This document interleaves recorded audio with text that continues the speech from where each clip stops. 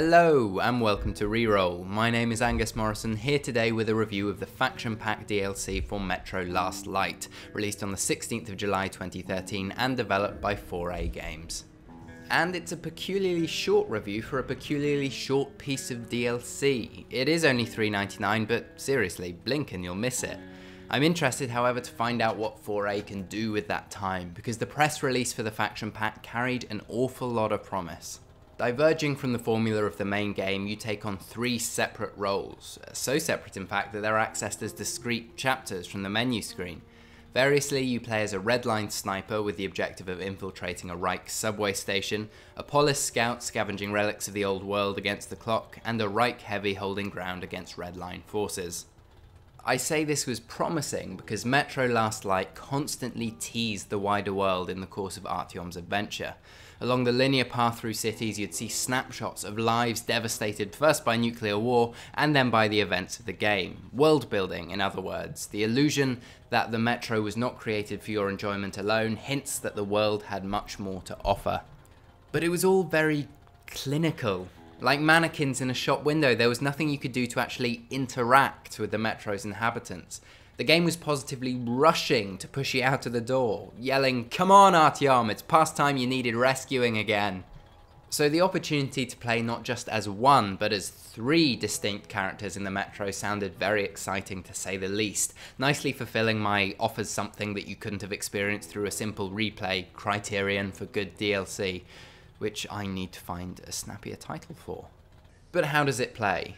Of course, being a lifelong camping noob, I opted for the Redline Sniper team first, and I have to say that being confined to the sniper rifle was a delight.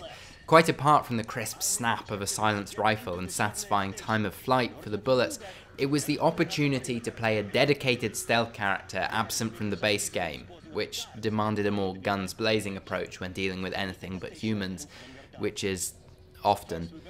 Those of a stealthy inclination were particularly punished by the surface levels, which necessitated a panicked reshuffle of the silence loadout. Of course, if you're not a fan of sneaking and sniping, the sniper team mission will hold absolutely nothing for you. And for those who are content to camp the night away, frustration may develop when the game seems unsure of its own rules. On several occasions, the reason behind my being detected was utterly beyond me, a frustration exacerbated by a recurring bug whereby changing the filter of my gas mask would entirely disable my character. I mentioned at the start that this was a very short piece of DLC, but I feel I undersold it. If you make it through without detection or falling victim to bugs, the sniper mission shouldn't take any longer than half an hour. It's bafflingly short, so short in fact that you don't realise it's ended. The final cinematic seems like a segue into a second chapter, not a setup for the menu screen. I mean, it's a Borderlands moment which will have you staring at the screen going, wait what? No, that didn't end. It can't have ended. Where's my closure? Where's my goddamn loot? Although the gun is a pleasure, any one of Metro's stealthier levels will match Sniper Team for fun and beat it on length. The longest of the 3 new levels is by far Kshatriya, where you play a Polis scout in search of artifacts from the Great Library above. The length is artificial though, because it's more minigame than mission. Starting with set funds, you invest in the gear required to safely traverse the surface, gathering items from the old world and returning them for a number of military rounds. The feeling that this is busy work as opposed to a mission of importance is down to a number of factors.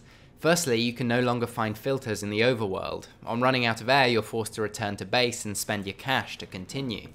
A more obvious attempt to extend your playtime is the 5 artifact carry limit, and perhaps it would be unrealistic to carry a tricycle, a television, computer, clock and teddy bear all at once, but you'll end up resenting having to break the flow of exploration by returning to base to dump your stuff.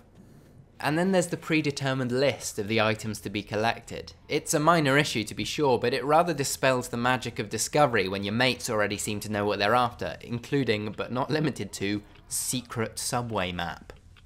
It's quite fun and will last you a couple of hours, but I would have liked to see some freeform exploration in a less linear environment. Sadly, the Reich heavy team is barely worth a mention. It is quite literally a shooting gallery which lets you try out some of the Reich's heavy weapons, though the flamethrower doesn't get a look in and one of them looks and handles suspiciously like a sniper rifle. The massacre ends with the very same tank fight that concluded the base game, but this time with grenade launchers. The whole thing didn't take more than 15 minutes. Overall, the faction pack comprises several good ideas but lacking a sense of purpose. There's just too little substance to hold your attention, and while it is only £4, a more expensive piece of DLC which allowed 4A to develop these ideas, or at the same price but focusing on only one of these roles, would have been preferable. A nice distraction, but a wasted opportunity.